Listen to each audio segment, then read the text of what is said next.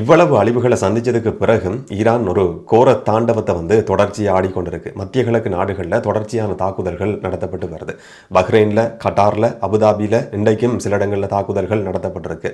இதை தவிர அமெரிக்காவுக்கு சொந்தமான ஒரு மிகப்பெரிய ஆயில் டேங்கரை, ஒரு கப்பலை இலக்கு வச்சிருக்கிறோம், அழிக்கப்பட்டிருக்கு, தீப்பற்றி எரிஞ்சிருக்குன்னு சொல்லி ஈரானுடைய இராணுவம் IRGC படைப்பிரிவு இன்றைக்கு அறிவிச்சிருக்கு. இன்னும் ஒரு பக்கம் மத்திய கிழக்கு நாடுகளில் ஏற்பட்டிருக்கிற இந்த பதற்றம், இந்த நிலைமை எதிர்கொள்றதுக்குன்னு சொல்லி பிரிட்டனுக்கு சொந்த போர் விமானங்களை மேலதிகமா அனுப்பி வைக்கிறதுக்கும் தீர்மானிக்கப்பட்டிருக்கு. இந்த போருக்குள்ள இன்னும் ஒரு நாடு புதுசா வர்ற மாதிரியான ஒரு சூழலும் இன்றைய நாளில் உருவாகி இருக்கு. அந்த நாடு கிட்டத்தட்ட இந்த போருக்குள்ள நேரடியா இழுத்து விடப்பட்டிருக்கு. இன்னும் ஒரு பக்கம் பிரான்ஸ் அரசாங்கம் தங்களுடைய இராணுவ தளத்தை பயன்படுத்துறதுக்கு அமெரிக்காவுக்கு அனுமதி கொடுத்திருக்கு. இந்த போர் ஆரம்பிச்சு இன்றைக்கு 6வது நாள். இன்றைக்கு பல சம்பவங்கள் நடந்திருக்கு. அதெல்லாம் ஒவ்வொன்றா இந்த வீடியோவில் விளக்கமாக பார்த்துடலாம். முதலாவது நேற்றைய நாளில் ஈரான் கடற்படைக்கு சொந்தமான பிரம்மாண்டமான ஒரு கப்பல், ஐரிஷ் டேனா சொல்லப்படுற கப்பல் அமெரிக்காவினுடைய நீர்மூழ்கி பயன்படுத்தப்பட்டு நிர்மூலமாக்கப்பட்டிருந்தது. 32 பேர் காப்பாற்றப்பட்டிருந்தாங்க. 87 சடலங்கள் மீட்கப்பட்டதுன்னு சொல்லி நேற்று அரசாங்கம் உறுதி செய்திருந்தது. இந்த நீர்மூழ்கி சப்மரீன்ல இருந்த அந்த நீர்மூழ்கி குண்டினுடைய பெறுமதி எவ்வளவுன்னு சொல்லி அமெரிக்க ஊடகங்கள் இன்னைக்கு ஒரு தகவலை வெளியிட்டிருக்கு. அமெரிக்கா செலவு செய்திருக்கிற பணம் 4.2 மில்லியன் அமெரிக்க டாலர். இலங்கை பெறுமதியில் 130 கோடி ரூபாய் சொல்லி கணக்கு போட்டு பார்க்குற நேரத்தில் 130 கோடி ரூபாய் வருது. MK48 சொல்லப்படுற டோபிடோ பயன்படுத்தப்பட்டிருந்தது. கடற்படை உறுப்பினர்கள் தொடர்ச்சியா காலி கராபிட்டிய வைத்தியசாலையில் சிகிச்சை பெற்றுக் கொண்டிருக்கிறாங்க. வைத்தியசாலைக்கு முன்னுக்கு இன்றைக்கு கடுமையான பாதுகாப்பு கொடுக்கப்பட்டிருந்ததையும் பார்க்க முடிஞ்சது. 87 சடலங்களையும் வைக்கிறதுக்கு போதுமான இடவசதி கிடையாது என்ற ஒரு நெருக்கடியான நிலைமையும் காலி கராபிட்டிய வைத்தியசாலையில் ஏற்பட்டிருக்கு. இதை எதிர்கொள்றதுக்குன்னு சொல்லி மோச்சரி கூல கண்டெய்னரை பயன்படுத்துறதுக்கு கொள்கலன்களுக்குள்ள இந்த சடலங்களை வச்சிருக்கிறதுக்கான ஒரு திட்டத்தையும் காலி கராபிட்டிய வைத்தியசாலை இப்ப ஆரம்பிச்சிருக்கு. இப்போதைக்கு இந்த சடலங்கள் ஈரானுக்கு அனுப்பி வைக்கப்பட போறது கிடையாது. ஒரு சில நாட்களுக்கு இந்த நடைமுறைகள் எல்லாம் முடியும் வரைக்கும் இந்த சடலங்களை இலங்கையில் வச்சிருக்க வேண்டிய ஒரு நிலைமை தான் இப்போதைக்கு உருவாகி இருக்கு. இதனிடம் நேற்று ஈரான் கடற்படைக்கு சொந்தமான இந்த கப்பல் அழிக்கப்பட்டதுக்கு பிறகு இன்னும் ஒரு போர்க்கப்பலும் இலங்கைக்கு பக்கத்தில் இருக்கிற சர்வதேச கடற்பரப்பிலையும் இலங்கையினுடைய எக்கனாமிக் ஜோன்லையும் இருந்து கொண்டிருக்கு. பயணிக்க முடியாத நிலைமையில் இந்த கப்பல் இருக்குது. அந்த கப்பலும் அமெரிக்காவினுடைய படைப்பிரிவுகளால் இலக்கு வைக்கப்படலாம்.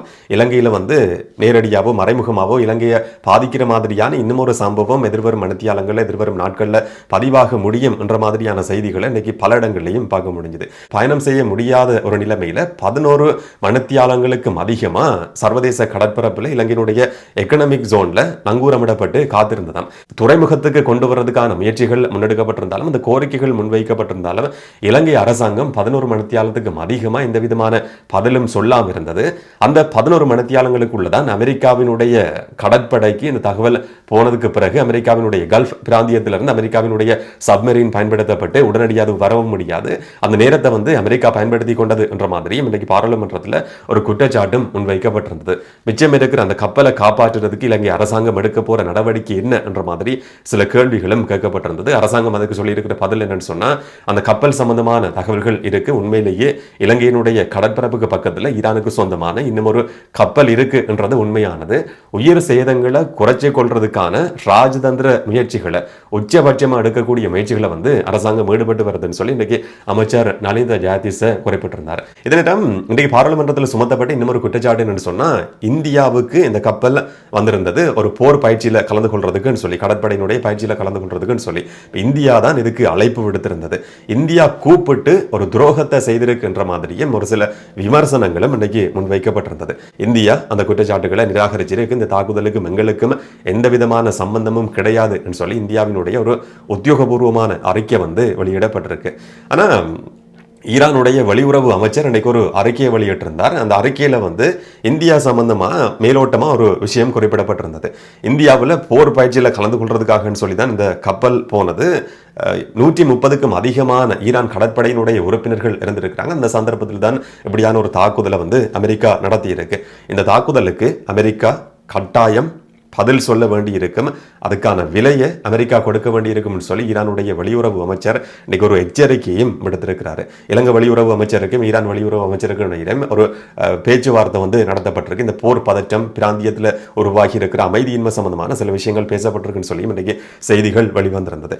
ஈரான் வெளியுறவு அமைச்சர் இந்த மாதிரியான ஒரு எச்சரிக்கையை விடுத்திருக்கிற பின்புலத்தில் ஈரானுடைய கடற்படையினுடைய கப்பல் அழிக்கப்பட்டிருக்கிற பின்புலத்தில் இன்னைக்கு ஈரானுடைய அரச ஊடகம் வெளியிட்டிருக்கிற ஒரு முக்கியமான செய்தி. ஈரான் ராணுவம் IRGC படைப்பிரிவு அமெரிக்காவுக்கு சொந்தமான ஒரு ஆயில் டேங்கரை, ஒரு மிகப்பெரிய கப்பலை அழிச்சிருக்கு, ட்ரோன் தாக்குதல் நடத்தப்பட்டிருக்கின்ற செய்தி வெளிவந்திருக்கு. ஆனால் அமெரிக்கா வெளியிட்ட மாதிரியான போட்டோஸ் வீடியோஸ் எதுவும் கிடையாது, அதை உறுதிப்படுத்துறதுக்கான ஆதாரங்கள் கிடையாது. ஈரானுடைய அரச ஊடகங்கள் ஈரானுடைய IRGC படைப்பிரிவை மேற்கோள் காட்டி இந்த மாதிரியான ஒரு செய்தி வந்து வெளியிடப்பட்டிருக்கு. தொடர்ச்சியாக ஈரான் நடத்துகிற தாக்குதல்களை பொறுத்த வரைக்கும் டெல் அவிவ் நகரத்திலேயும் விமான நிலையம் இலக்கு வைக்கப்பட்டு ஒரு தாக்குதல் நடத்தப்பட்டிருக்கின்ற செய்தி இன்றைய நாளில் வெளிவந்திருந்தது. வளைகுடா நாடுகளிலேயும் சில இடங்களில் இன்றைக்கும் தாக்குதல் சம்பவங்கள் பதிவாகி இருக்கு. UAE ஐக்கிய அரபு அமீரகத்தை பொறுத்த வரைக்கும் அபுதாபியில சிலர் கொலை செய்யப்பட்டிருக்கிறாங்க, சிலர் உயிரிழந்திருக்கிற சம்பவங்கள் பதிவாகி இருக்கு. வான் தாக்குதல், ட்ரோன் தாக்குதல்ல வந்து நேபாளத்தை சேர்ந்தவர்களும் பாகிஸ்தானை சேர்ந்த ஒரு சிலரும் உயிரிழந்திருக்கிற சம்பவம் வந்து உறுதி செய்யப்பட்டிருக்கு. கட்டார்லையும் இந்த சந்தர்ப்பத்திலையும், இந்த வீடியோ நான் ரெக்கார்ட் பண்ற சந்தர்ப்பத்திலையும் வந்து கட்டார் பாதுகாப்பு தரப்பு ஈரானுடைய ட்ரோன்களை சுட்டு வீழ்த்துறதுக்கான முயற்சியில் ஈடுபட்டு கொண்டிருக்குன்னு சொல்லி கட்டார் அரசாங்கம் ஒரு செய்தியை வந்து வெளியிட்டிருந்தது. பாதுகாப்பு தரப்பு அதுக்கான தீவிரமான நடவடிக்கைகளில் ஈடுபட்டு வருது. பஹ்ரைன்ல இருக்கிற ஒரு எண்ணெய் கட்டமைப்போட சம்பந்தப்பட்டிருக்கிற இடத்தின் மேலேயும் திரும்ப ஈரான் ட்ரோன் தாக்குதல் நடத்தியிருக்கு. குர்திஷ் ஆயுத குழுக்கள் சம்பந்தமா இல்லாட்டி குர்திஷ் இன போராட்ட குழுக்களை அமெரிக்கா பயன்படுத்துறதுக்கான ஒரு சதி திட்டம் தீட்டப்பட்டிருக்கின்ற மாதிரியான ஒரு செய்தி நேற்றைய நாளில் அமெரிக்க ஊடகங்களில் வெளிவந்திருந்தது. ஈரானுக்குள்ள ஒரு தரை தாக்குதல் நடத்துறதுக்காக தங்களுக்கு ஒரு இறையாண்மையை, சுயாட்சியை, தனி நாடு கேட்டு போராடி கொண்டிருக்கிற குர்து இயக்கங்களை வந்து அமெரிக்கா பயன்படுத்த இருக்கு, CIA இதுக்கான திட்டத்தை திட்டி இருக்குன்னு சொல்லி நேற்றைய நாளில் ஒரு செய்தி பரபரப்பா பேசப்பட்டிருந்தது. இன்றைக்கு ஈரான் நடத்தி இருக்கிற ஒரு தாக்குதல்ல ஈரான் ஈராக் போர்டர்ல எல்லை பிரதேசத்தில் இருக்கிற குர்திஷ் இயக்கத்தினுடைய ஒரு கட்டடம் நிர்மூலமாக்கப்பட்டிருக்கிற காட்சிகள் வெளிவந்திருக்கு. ஈராக்குக்கு உள்ள இருந்து செயற்பட்டு கொண்டிருக்கிற குர்திஷ் பிராந்திய அரசாங்கம் ஒரு அறிக்கை அன்னைக்கு வெளியிட்டிருந்தது. ஈரானுக்குள்ள எங்களுடைய இனத்தை சேர்ந்த குர்திஷ் இயக்கங்கள் இருக்கு, அந்த இயக்கங்களுக்கு ஆயுதங்களை கொடுக்கறதுக்கு நாங்கள் முயற்சி எடுத்து வரோம்ன்ற மாதிரியான ஒரு குற்றச்சாட்டு முன்வைக்கப்படுது.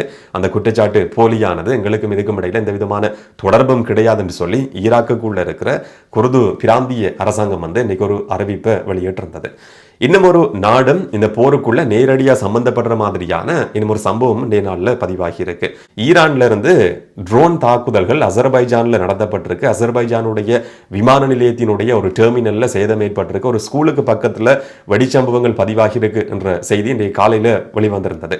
இதுக்கு பிறகு அசர்பைஜானுடைய ஜனாதிபதி சொல்லியிருக்கிறார், இந்த தாக்குதல் ஈரான்ல இருந்து நடத்தப்பட்டிருக்கு, ஈரானுடைய பயங்கரவாத தாக்குதல், இதுக்கு பதிலடி கொடுக்கிறதுக்கு எங்களுடைய படைப்பிரிவு தயார் நிலையில் இருக்கு என்ற மாதிரியான ஒரு தகவல், ஒரு எச்சரிக்கை வந்து அசர்பைஜான் இன்னைக்கு விடுத்திருந்தது. அசர்பைஜான் இஸ்ரேல இருந்து பெருந்தொகையான ஆயுதங்களை கொள்வனவு செய்து இஸ்ரேலுக்கு தேவையான எரிபொருளை அசர்பைஜான்ல இருந்து இஸ்ரேலும் பெற்றுக்கொள்ளுது. 2 நாடுகளும் நெருக்கமான நட்பு நாடுகள். இந்த தாக்குதலுக்கு பிறகு ஈரான் மேல அசர்பைஜானும் ஒரு தாக்குதலை நடத்துறதுக்கு முன்வருமா, இந்த போருக்குள்ள வந்து அசர்பைஜானும் நேரடியா வந்து தொடர்பு பட்டிருக்கான்ற மாதிரியான ஒரு கேள்விதான் இன்றைக்கு வரைக்கும் இருக்கு. இதுவரைக்கும் பதிலடி கொடுக்கிற மாதிரியான எந்த ஒரு தாக்குதலும் நடத்தப்படலை. ஆனால் ஈரான் அரசாங்கம் கொடுத்திருக்கிற பதில் என்னன்னு சொன்னா, அசர்பைஜான் மேல ஈரான் எந்த ஒரு சந்தர்ப்பத்திலையும் இந்த நாட்களில் வந்து தாக்குதலை நடத்தவே இல்லை. இப்போ நடத்தப்பட்டிருக்கிற தாக்குதலுக்கும் எங்களுக்கும் இடையில எந்த விதமான சம்பந்தமும் கிடையாது. இந்த தாக்குதல் நடத்தி இருக்கிறது உங்களுடைய நெருக்கமான நண்பன் இஸ்ரேல் தான். இஸ்ரேலினுடைய மொசாட் உளவு பிரிவு உங்களை இந்த போருக்குள்ள கொண்டு வர்றதுக்காக ஒரு சதி திட்டத்தை தீட்டி உங்களுடைய விமான நிலையத்தையே தாக்கி இருக்கின்ற மாதிரி ஈரான் ஒரு பதில் சொல்லி ஒரு குற்றச்சாட்டை முன் வச்சிருக்கிறதையும் பார்க்க முடியுது. மத்திய கிழக்கு நாடுகளில் ஈரான் நடத்தி கொண்டிருக்கிற ஒரு கோர தாக்குதல் தொடர்ச்சியாக நடத்தப்பட்டு வருது. பல நாடுகளும் இந்த தாக்குதலை முறியடிக்கிறதுக்கான முயற்சிகளில் ஈடுபட்டு வருது. இன்னைக்கு பிரிட்டன் அரசாங்கம் எடுத்திருக்கிற இன்னும் ஒரு தீர்மானம் என்னன்னு சொன்னா, மேலதிகமான ஃபைட்டர் ஜெட்ஸ் போர் விமானங்களை வளைகுடா நாடுகளுக்கு அனுப்புறதுக்கும் பிரிட்டன் அரசாங்கம் ஒரு தீர்மானத்துக்கு வந்திருக்கு. இன்னும் ஒரு பக்கம் தங்களுடைய ராணுவ தளங்களை பயன்படுத்துறதுக்கு பிரான்ஸ் அரசாங்கம் அமெரிக்காவுக்கு அனுமதி கொடுத்திருக்கின்ற செய்தியும் இன்றைய நாளில் உறுதி செய்யப்பட்டிருந்தது.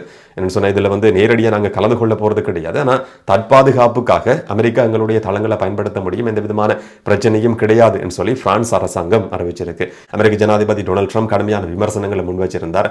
இதுக்கு முதல்ல இருந்த பிரதமர் சர்ச்சில் இருந்த காலகட்டத்தில் எல்லாம் இந்த மாதிரி பிரிட்டன் அரசாங்கம் காலதாமதம் செய்தது கிடையாது. இப்போ இருக்கிற பிரைம் மினிஸ்டர் வந்து எங்களோட நெருக்கமாக செயற்படாமல் இருக்கிறார்னு சொல்லி விமர்சனம் முன்வைக்கப்பட்டிருந்தது.